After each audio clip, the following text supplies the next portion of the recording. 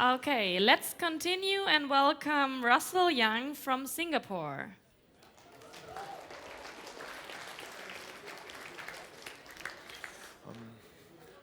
Okay, so good afternoon, good morning everyone. I'm Russell Young from Singapore, and my project is titled A Topological Analysis of Circuits, which gives physicists a new way to study phenomena in condensed matter physics.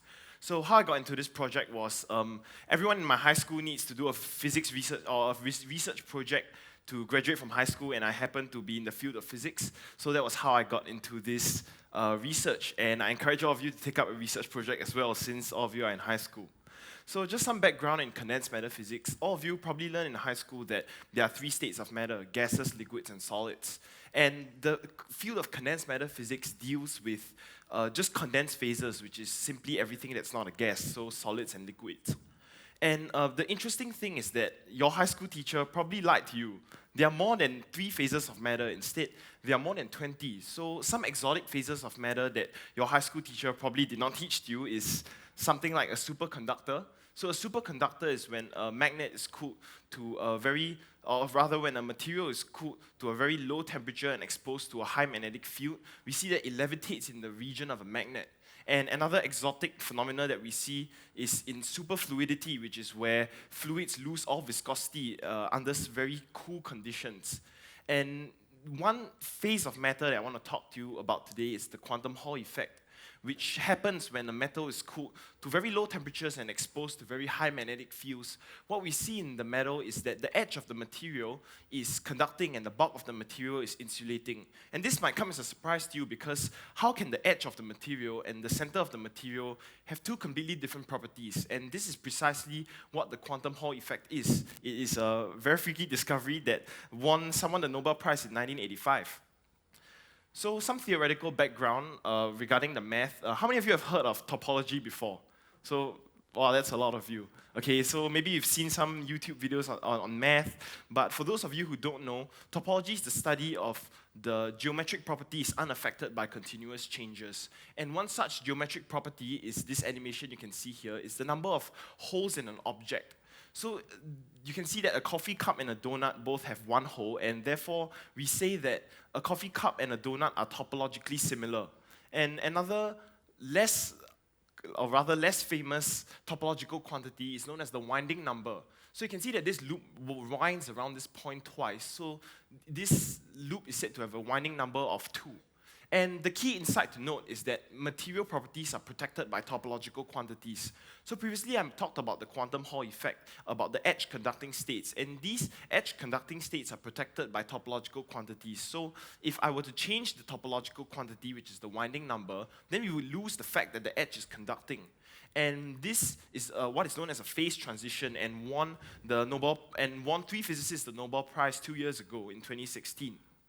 So what my project aims to do is to apply this concept of topology to circuit theory, and how we do that is by noticing that we can write Kirchhoff's laws in a matrix reformulation. And we also notice that this matrix looks very similar to Schrödinger's equation, on which topology is commonly applied to study quantum mechanical effects. So we then notice that the periodic structures in a polymer can actually be mimicked by a periodic structure in a circuit, and we can then apply the tools of topology to this circuit on Kirchhoff's laws in order to create an analogy between the polymer and the circuit. And this, okay, so I will present my results. Sorry, the slide somehow got deleted. But what you see is that in my results, what I observed was that we can actually see this edge state. Yeah, so this edge state here, which is the fact that the edge is conducting, we can actually see that in a circuit. So what I did in my high school laboratory was to create an electrical circuit that mimics the polymer, and we can actually recreate the fact that the edge of this state is the edge of the material is conducting by measuring the resistance along the edge of the circuit. And we see that the circuit is actually topologically protected, in the sense that if we were to change the topology or the winding number of the circuit, then we would see the lack of the edge, or rather the lack of the fact that the edge is conducting. Yep, so in conclusion, I have replicated the quantum effects using electrical circuits. And why this is important is because it gives physicists a new way to study phenomena in condensed matter physics. Because typical condensed matter physics phenomena cost tens of millions of dollars to recreate, but I have done so using a $100 circuit in my high school laboratory. And topological circuits establish a bridge between electrical engineering and condensed matter physics, where condensed matter physics typically has a lot of abstraction, but we can make it tangible with electrical engineering and using circuits as a whole. And as I've stated, this gives physicists a new way to study phenomena in condensed matter physics. So thank you. Yeah.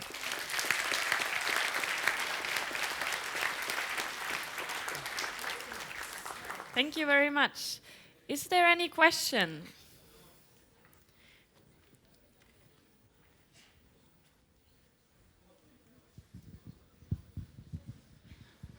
Hi.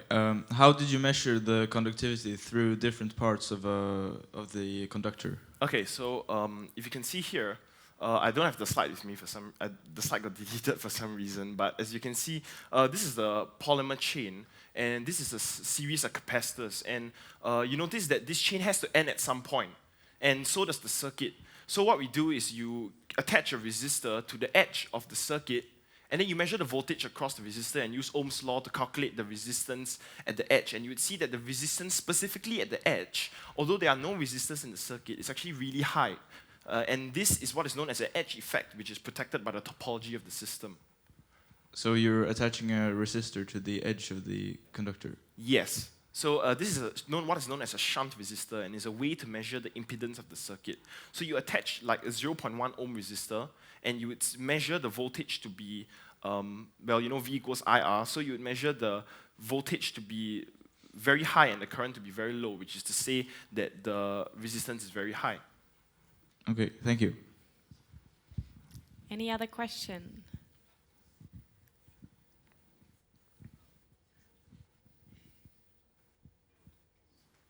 Yeah, then down here.